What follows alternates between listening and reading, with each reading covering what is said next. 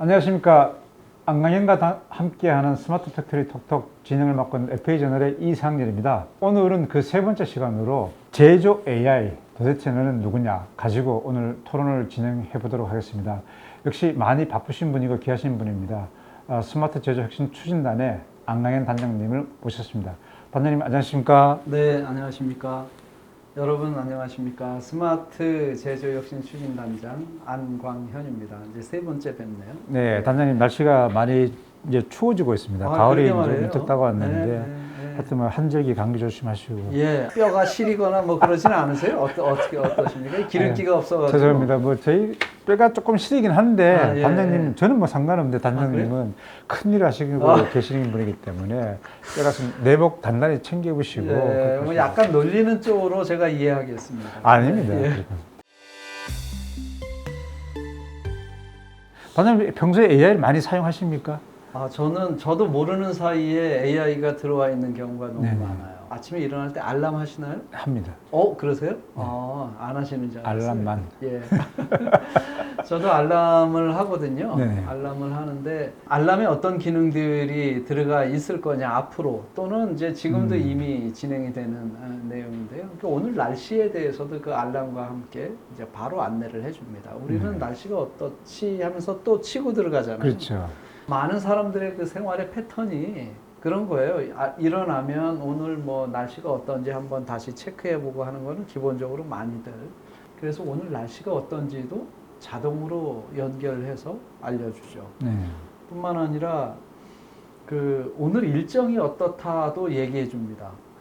제가 그 구글 칼렌더나 뭐 이런데 일정을 직접 입력을 했지만 그거 하루하루 다 기억하고 있지 못하거든요. 그렇죠.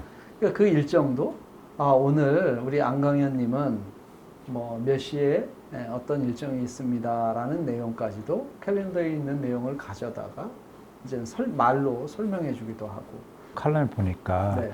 아침에 이제 운동을 할 때. 그거요? 예. 그거 한번 조금 간단하게 한번 소개 한번 해주세요. 그거 재밌었나요? 네, 재밌었어요. 시간대별로 바뀐다는 게. 예. 저도 사실 어려운 시절이 있잖아요. 네. 잠이 안 오고 고민이 많아서 일찍 일어나는 때가 있었는데 바로 그때가 이제 그 시기였던 것 같은데요. 그런데 저는 5시에 일어났어요. 그냥 무작정 일어나서 이제 조깅을 하기 시작을 했습니다. 그냥 누워있기도 그렇고 해서 이제 일어나서 주머니에 핸드폰을 놓고 이렇게 막 이렇게 뛰는데 1시간 정도 밖에서 이렇게 다녔나요? 탄천변을 이렇게 걷게 됐는데 어디서 익숙한 음악이 이렇게 막 멀리서 막 들리는 거예요. 막 하늘에서 들리는 듯한 이제 그런 느낌 비슷한 거예요. 그래서 누가 음악을 이 새벽에 이 탄천변 교양 없게 이렇게 세게 틀어놓나. 그리고 계속 갔어요. 한 10분 정도를 계속 갔어요. 근데 끊임없이 울리더만요. 그 알람이라는 게 10분 이상 들어봤나요? 그러니까요. 토 나오죠. 10분 정도면. 그렇게 나온다니까요. 한번 들어봤어요. 나중에 알고 봤더니 제 주머니에서 나오는 소리였어요. 그러니까 주머니에서 나오니까 얘 소리가 이 옷천에 살짝 이게 부드럽게 만들어지는 이게 거쳐서 나오다 보니까 이게 내 핸드폰에서 나오는 소리다라고 느끼지를 못했던 거예요. 그 단장님이 알람했는데 네. 괜히 오만 사람들. 그게 제 거였어요. 예. 그러시군요. 예. 디지털 전환이라는 게 사실 뭐 어제 오늘 들었던 이야기도 아니고, 네, 그죠? 네. 우리가 익숙한 단어이긴 한데, 네. 단장님 그러면 어떻게 이걸 좀 보고 계시는지. 여러분 디지털 전환이 이게 무슨 내용인지 잘 모르시죠. 그래서 제가 좀 한번 찾아봤어요. 아주 유명한 컨설팅 회사 베인 컴퍼니에서 정의를 내려줬습니다. 너무나도 감사하게. 제가 한번 읽어볼까요? 디지털 엔터프라이즈 산업을 디지털 기반으로 재정의하고 게임의 법칙을 근본적으로 뒤집음으로써 변화를 일으키는 것. 이해됩니까? 안 되죠.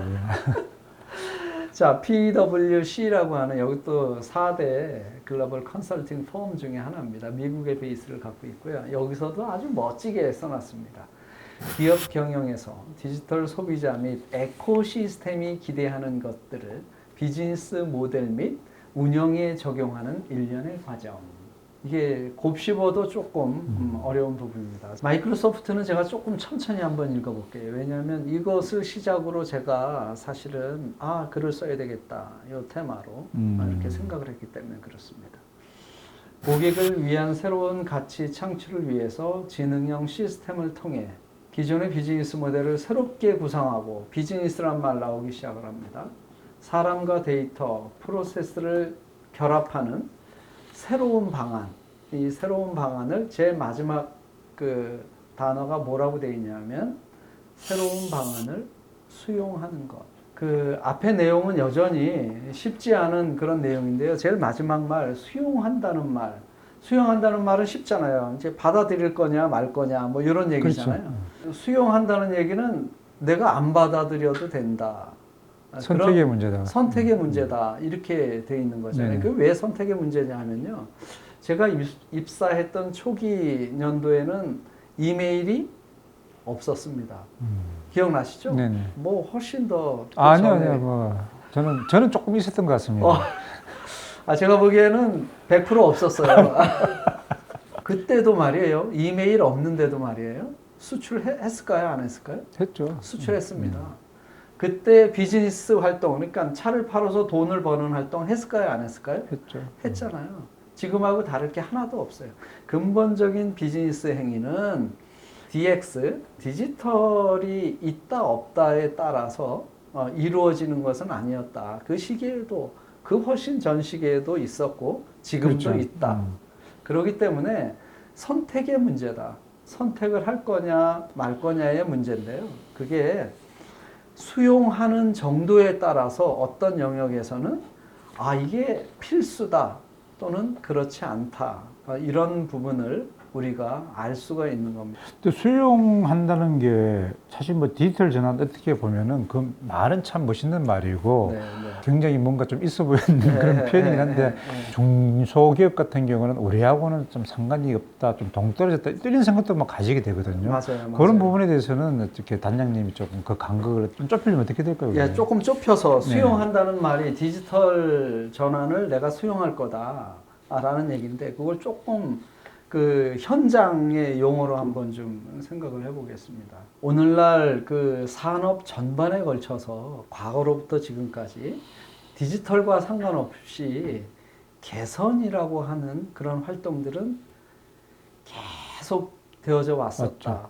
그렇잖아요. 그렇죠. 우리 중소기업 대표님 여러분, 지속적으로 생산 라인이 개선되어져 왔잖아요. 설비 하나 들어옴에 따라서 개선되기도 하고 생산 계획의 양에 따라 개선되기도 하고 우리가 개선을 하잖아요. 디지털의 영역에서 그 개선이 완성된다라고 생각을 합니다. 한번 잘 생각해 보십시오.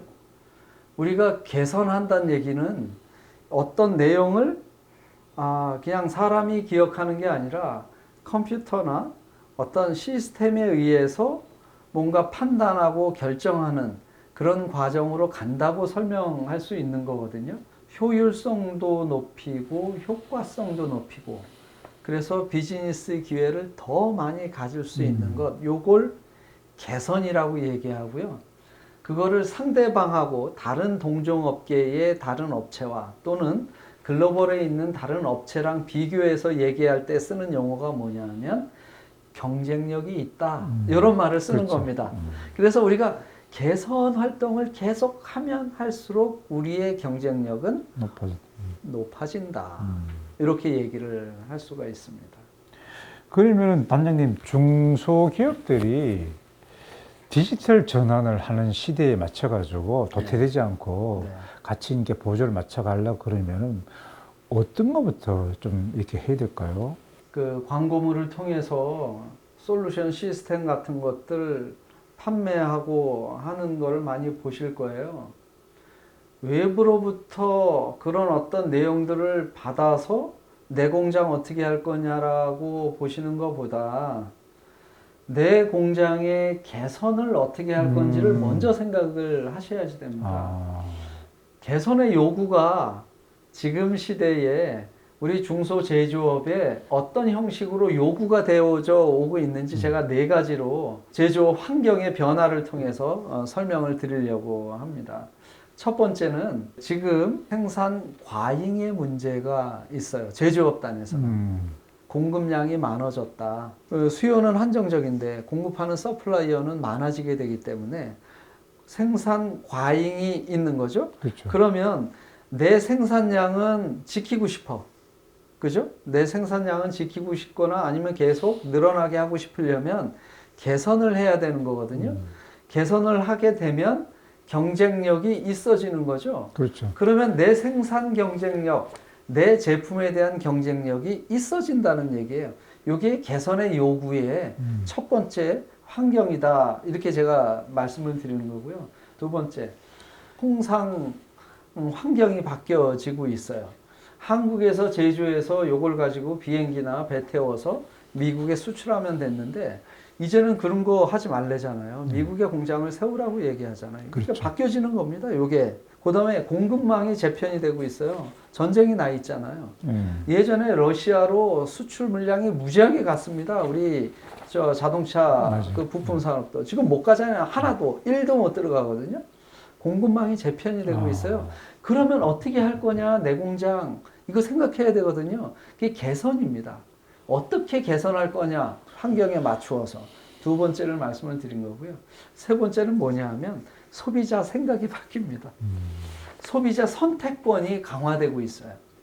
그렇게 되면 요걸 가지고 다품종 소량 생산 이런 시대가 이미 왔다. 맞죠. 이렇게 볼 수 있는 거죠. 제품의 라이프 사이클이 바뀌어지는 거죠. 그러면 내 공장 어떻게 할 거예요? 또 개선 어떻게 할지 그 환경에 맞추어서 또 생각을 해봐야 되잖아요. 여기 네. 세 번째 개선이 요구되는 항목이 되겠고요. 네 번째는 뭐냐면 인력 문제예요. 인력 문제. 고령화됐다. 우리 고령화 사회, 초고령화 사회에 이미 들어갔잖아요. 한국이. 네. 그 다음에 인구 감소되잖아요. 그렇죠? 네. 여기에 대해서 인력 부족되죠. 노동 원가 상승되죠. 어떻게 해야 돼요? 이거 개선해야 되거든요. 저는 이 네 가지의 어떤 개선의 포인트를 잡았고 그걸 가지고 개선을 해야지 되는 그런 필요성이 최고조에 달해 있다. 이 네 가지의 항목만 봐도 요거 지키지 못하면 망하기가 십상이다라는 생각인 거죠. 그러면은 이제 DX의 시대에 대응하는 기업 뭐 CEO들의 어떤 그런 사고의 어떤 전환도 굉장히 필요할 것 같은데. 네, 그거의 첫 번째가 뭐냐면요. 네. 제가 수용도가 높다 그랬잖아요. 네, 환경이 바뀐 것만 제가 말씀을 드린 거예요. 그렇죠. 이제는 내가 내 공장 어떻게 개선할 건지 아까 말씀드린 네 가지 측면에서 다시 한번 검토해 보시고 그 내용을 가지고 어떻게 개선을 적용할 것이냐를 생각해 보실 때가 됐다. 단장님 그러면은 뭐 혹시 뭐 예담입니다만은 뭐 A라는 기업이 국내에 네, 기업이 네. DX를 통해 가지고 뭐 단연 어떤 기준으로 보셨을 때에 예, 예. 전환에 성공한 기업 사례 같은 것 좀 있을까요? 사례는 너무 많습니다. 간단한 사례를 좀 한번 드려볼까요? 저쪽 안산에 있는 회사 제가 지금 머리에 염두에 두고 말씀을 드리는 겁니다. 거기는 일단 그 설계 도면 다 디지털라이제이션 다 해놨습니다. 그래서 그 내용을 뽑으면 디지털로 이 제품의 사양이 무엇이고 디지털로 요거를 내 라인에 어떤 형식으로 집어넣어야지 되는지 그 다음에 그거를 만들기 위해서 어떤 재료를 어떻게 오더해야지 되는지 그 내용들이 쫙 나온다는 얘기죠. 키워드만 치놓으면.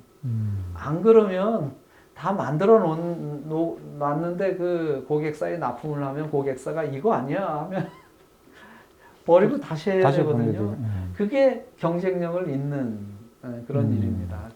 대표적으로 그 회사 하나만 먼저 말씀을 드릴게요. 뭐 DX에 대해서 지금 이제 이야기하고 있는데 하면 좋지 누구나 다. 네. 그런데 사실은 이제 비용적으로 좀 부담이 된다 이런 기업들 좀 있을 수 있을 것 같거든요.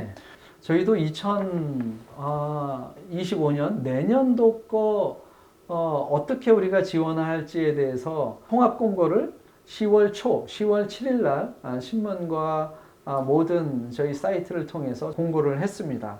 그 내용이 뭐냐면 이런 스마트 팩토리를 구축하고자 하는 다시 말해서 오늘의 주제와 같이 DX, 디지털 전환을 원하는 중소제조업들은 여기에 신청을 하시면 저희가 적절한 내용들을 판단을 해서 지원을 해드리겠다. 무슨 지원이냐면 일단 자금 지원을 해드립니다.